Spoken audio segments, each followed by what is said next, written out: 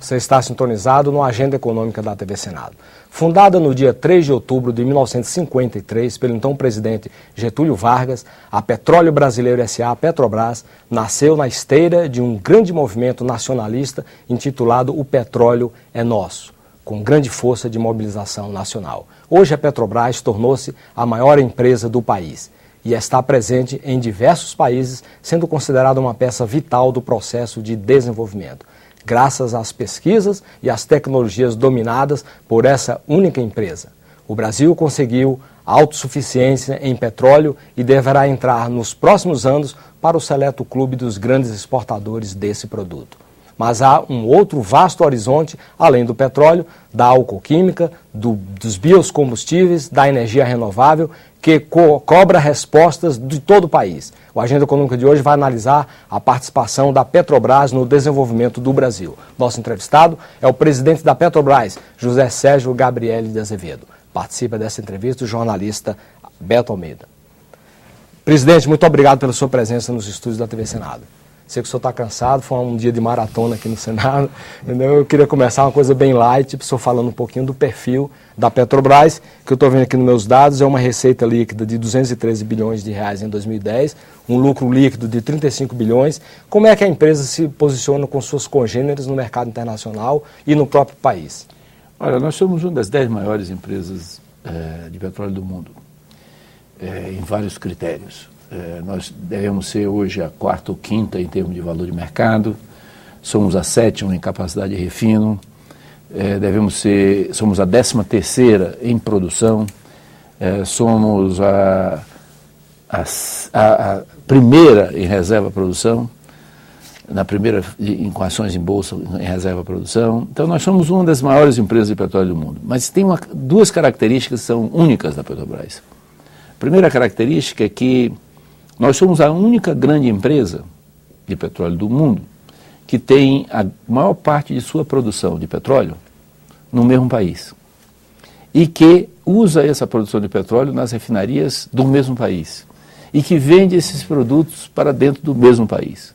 As empresas de petróleo ou são grandes exportadoras de petróleo com mercado interno pequeno ou são grandes compradoras e vendedoras para vários mercados. Essa é a primeira característica importante da Petrobras. A segunda característica da Petrobras é que ela tem uma taxa de crescimento enorme.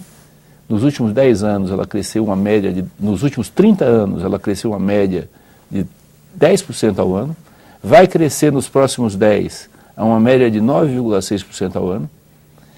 E ela não só é uma empresa que cresce muito, mas ela está num mercado que é dos que mais crescem no mundo. Então o Brasil hoje consome de derivados de petróleo, em termos de gasolina, diesel, querosene de aviação, GLP, etc., 2,2 milhões de barris por dia. Em 2020, nós vamos estar superando os 3 milhões de barris por dia. Hoje não existe no mundo, só existem no mundo 4 países que consomem mais de 3 milhões de barris por dia. Os Estados Unidos, a China, o Japão e a Índia. Só esses 4 países consomem mais de 3 milhões. Nós vamos consumir mais de 3 milhões. Então nós somos uma empresa que tem um grande potencial de produção e num mercado que cresce muito. Como é que o senhor explicaria, presidente, feita essa diferenciação, essa fidelidade ao mercado interno, de um crescimento tão constante a altas taxas, sendo que é como se a Petrobras não reconhecesse as crises, porque aqui houve baixas de crescimento, oscilações e tal, e, ao mesmo tempo, tendo essa característica de um mundo com uma instabilidade impressionante, sobretudo nessa área de petróleo, sem falar nas guerras. Né? Sem dúvida nenhuma, mas o que geralmente nós falamos na indústria do petróleo é que o futuro não foi cancelado com as crises. As pessoas vão continuar andando de carro, os aviões vão continuar voando, os navios vão continuar andando, as pessoas vão usar ar-condicionado e aquecimento, o óleo lubrificante será utilizado. Então, o consumo de petróleo vai existir independente das crises. Você pode ter uma flutuação aqui ou ali, mas nada na indústria do petróleo é de curto prazo. O tempo médio entre a primeira descoberta de petróleo e produção de petróleo são 7 anos. Uma refinaria leva 5 anos para ser montada, um gasoduto leva 3 anos para se fazer. Então, nada é curto prazo. Todos os investimentos são de longo prazo. Então, esse é um primeiro elemento.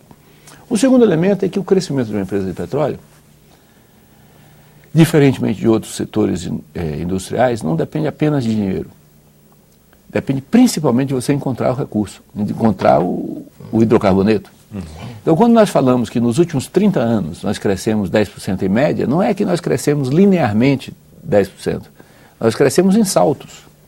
E esses saltos deram quando nós saímos da produção em terra para a produção em águas rasas, quando saímos das águas rasas para as águas profundas, e agora quando nós vamos sair da Bacia de Campos para a Bacia de Santos no pré-sal. Então, você precisa descobrir petróleo para poder crescer. E nós tivemos um excelente resultado exploratório. Por que tivemos isso? Porque temos uma força de trabalho extraordinariamente bem preparada, temos um investimento pesado em tecnologia e temos um conhecimento acumulado muito grande.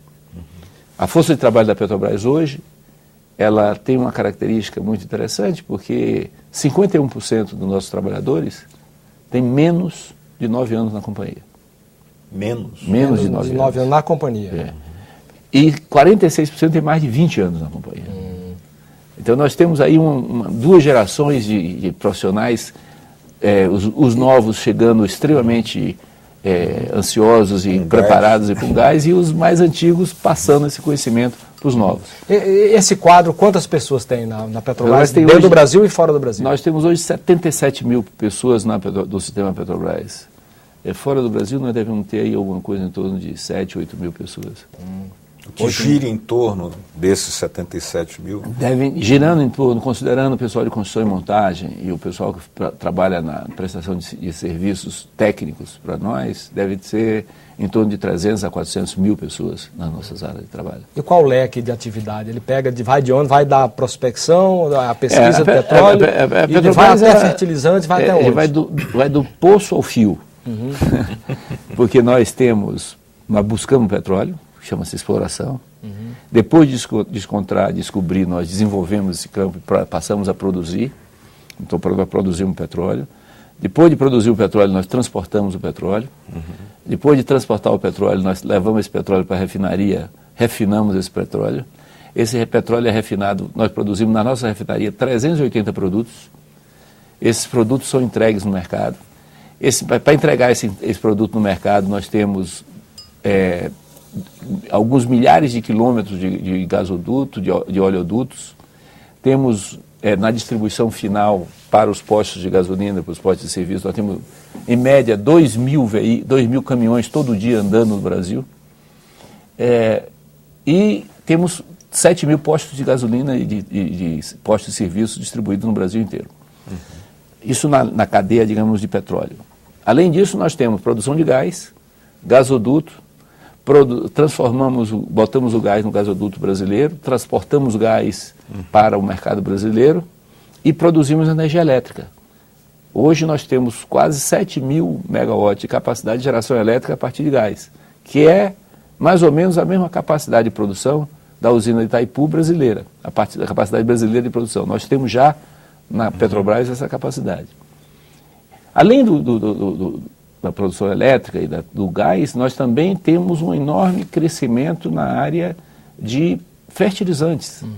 Nós produzimos a ureia e amônia, nós temos 2 plantas hoje na Fafem Bahia e na Fafem Sergipe, vamos construir mais 3 plantas e vamos ser um grande produtor de ureia e amônia no país. Agora, já foi maior essa presença da Petrobras nesse setor, né? Já foi maior, mas o problema todo é que a importação, nós não fomos substituídos por outros, nós fomos substituídos pela importação, nós vamos voltar a crescer a produção. É uma determinação do presidente Lula, né? Uma orientação. É uma orientação e é também uma coisa necessária para utilizar o gás que hoje nós temos. Antigamente nós não tínhamos gás, nós não tínhamos infraestrutura de gás. Hoje nós temos um gasoduto, o sistema de gasodutos no Brasil que liga o gás. Você pode injetar o gás no Ceará e usar no Rio Grande do Sul. Você pode injetar no Rio de Janeiro e usar no Paraná. Naquela época não tinha isso. Mas tinha Petrofértil. Sim, mas era localizado, mas você não tinha distribuição de gás nacional. A Petrofértil vai voltar? Não, nós temos a Fafem Sergipe, a Fafem Bahia, e vamos fazer uma planta em Linhares, no Espírito Santo, vamos fazer uma planta em Três Lagoas, Mato Grosso, e vamos fazer uma planta em Uberaba, em Minas. São plantas de ureia próximas a gasodutos. Além disso, nós entramos muito fortemente em biocombustíveis. Nós temos hoje uma grande produção Nós temos 26, 27% do mercado brasileiro de biodiesel. Temos 5,3% da produção brasileira de etanol. Vamos ser, em 2015, provavelmente o maior produtor de etanol do Brasil. Estamos construindo agora com a São Martinho a maior planta de etanol do mundo, lá em Quirinópolis, em Goiás. E voltamos à petroquímica. Né? A Petrobras foi afastada da petroquímica, voltamos para a petroquímica. Então nós temos hoje um leque de atividades muito grande. E na petroquímica, nós temos hoje uma planta que produz fio têxtil. Fio têxtil? Fio têxtil, usando o POI, né, que é um produto derivado do PET, que faz fio para tecido. Tecido, né? Há uma discussão no Brasil com essa questão da presença do Estado na economia, e isso nós passamos ao período da era das privatizações, e muita gente temia que a Petrobras fosse privatizada naquele momento. Quer dizer, a Petrobras sobreviveu a esses temores todos, e eu lhe perguntaria, qual é a vantagem de se ter uma empresa como a Petrobras na alçada do Estado brasileiro? Se me permite, presidente, só para agregar essa pergunta do Olival, hoje é uma data muito simbólica, né? 24 de agosto, onde na história do Brasil a Petrobras teve marcantemente uma data como foi da morte de Getúlio há tantos anos atrás, o criador da Petrobras, só para agregar a sua resposta.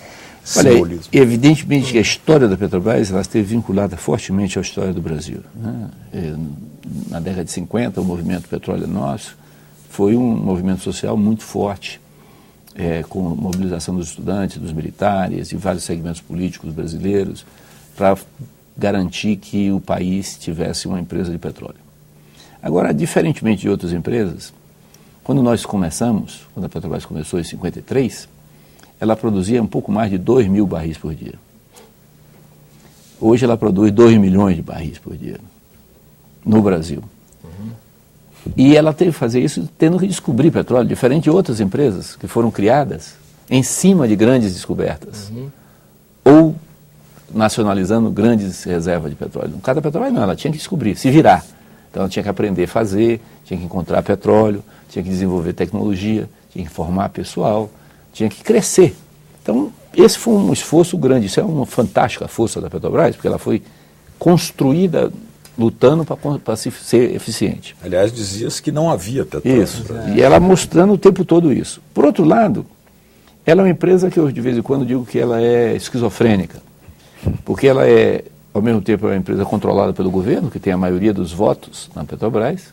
O governo tem 56% das ações com direito de voto na Petrobras, portanto, na Assembleia, o governo define quais são os membros do Conselho, e tem maioria nos membros do Conselho, e, portanto, ela é uma empresa controlada pelo governo brasileiro, sem dúvida nenhuma, mas, por outro lado, ela tem 60%, mais de 50% do seu capital em mãos privadas. E ela tem que prestar conta também aos acionistas privados. Então, ela tem que ser muito eficiente para o acionista privado e muito eficiente para o acionista governo. Então, ela é esquizofrênica porque tem que ser as duas coisas. Né? Então, essa situação eu acho que faz com que a Petrobras seja muito eficiente, faz com que a Petrobras seja, ao mesmo tempo, comprometida com o país e, ao mesmo tempo, seja uma empresa que tem intrinsecamente nos seus valores a brasilidade e as relações com o povo brasileiro. O Getúlio, que foi o autor da lei, assinou a lei de 2004, teve um papel extremamente importante na construção dessa máquina pública que nós tivemos no Brasil na década de 50 e que foi muito importante para a arrancada que nós tivemos de modernização do país, e a Petrobras foi parte disso. Aliás, presidente, essa missão, né, da Petrobras, que é quase que uma coisa sagrada, que os brasileiros falam na Petrobras de uma missão sagrada.